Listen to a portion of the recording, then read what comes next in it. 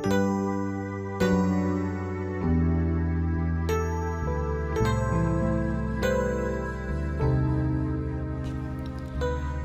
pagbasa mula sa aklat ni Propeta Ezekiel. Ito nga ang ipinasasabi ng Panginoon.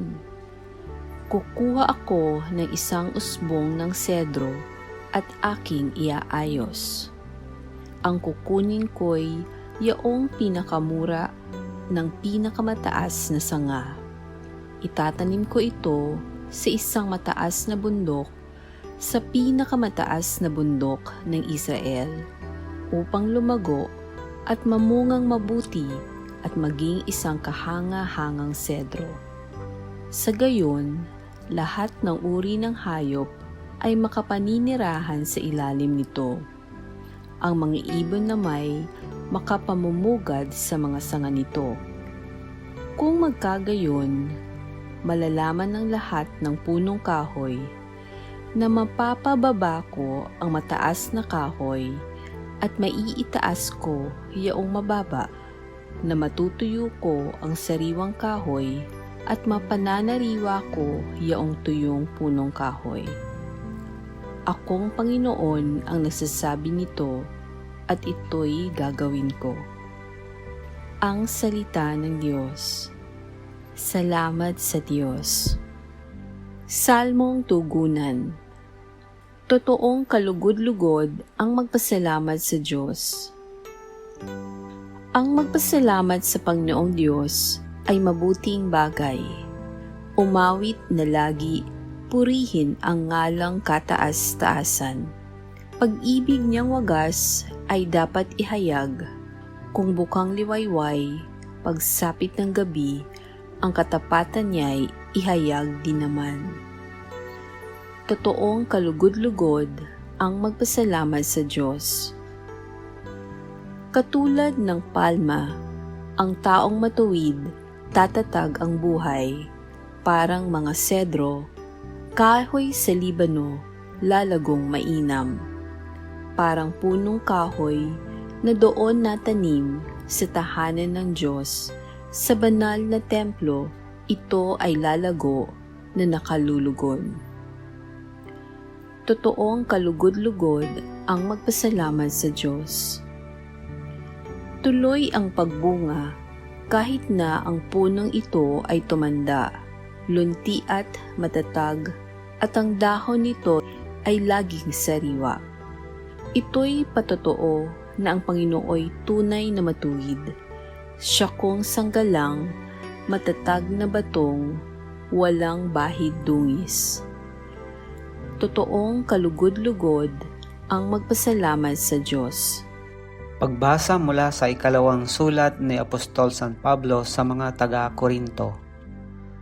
Mga kapatid, laging malakas ang aking loob. Alam ko na habang tayo'y nasa tahanang ito, ang ating katawan, hindi mapapasa atin ang tahanang galing sa Panginoon.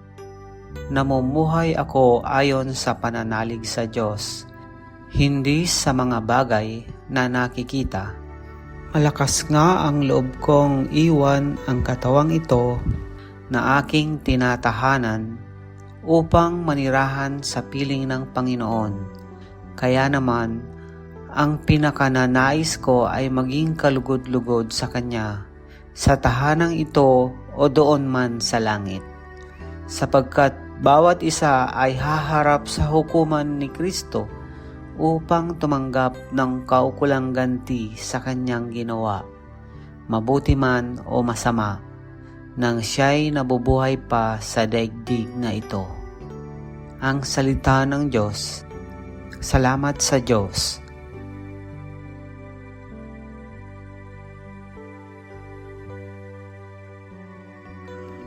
Ang mabuting balita ng Panginoon ayon kay San Marcos. Noong panahong iyon, sinabi ni Jesus sa mga tao, ang paghahari ng Diyos ay may tutulad sa isang naghahasik ng binhi sa kanyang bukid. Pagkatapos niyon, magpapatuloy siya sa kanyang pang-araw-araw na gawain. Tutubo at lalago ang binhi nang hindi niya nalalaman kung paano. Ang lupa'y siyang nagpapasibol at nagpapabunga sa mga pananim.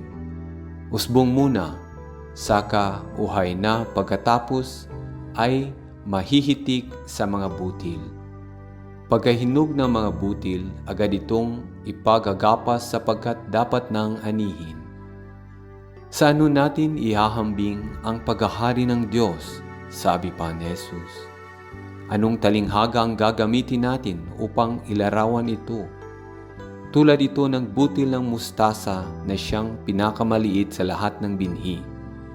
Kapag natanim na at lumago, ito'y nagiging pinakamalaki sa lahat ng puno ng gulay. Nagkakasanga ito ng malalabay, anupat ang mga ibon ay nakapamumugad sa mga sanga nito. Ang salita'y ipinangaral ni Jesus sa kanila sa pamamagitan ng maraming talinghagang tulad nito, ayon sa makakaya ng kanilang pangunawa. Hindi siya nangaral sa kanila nang hindi gumagamit ng talinghaga, ngunit ipinaliwanag niya ng sarilinan sa kanyang mga alagad ang lahat ng bagay. Ang mabuting balita ng Panginoon. Pinupuri ka namin, Panginoong Hesukristo.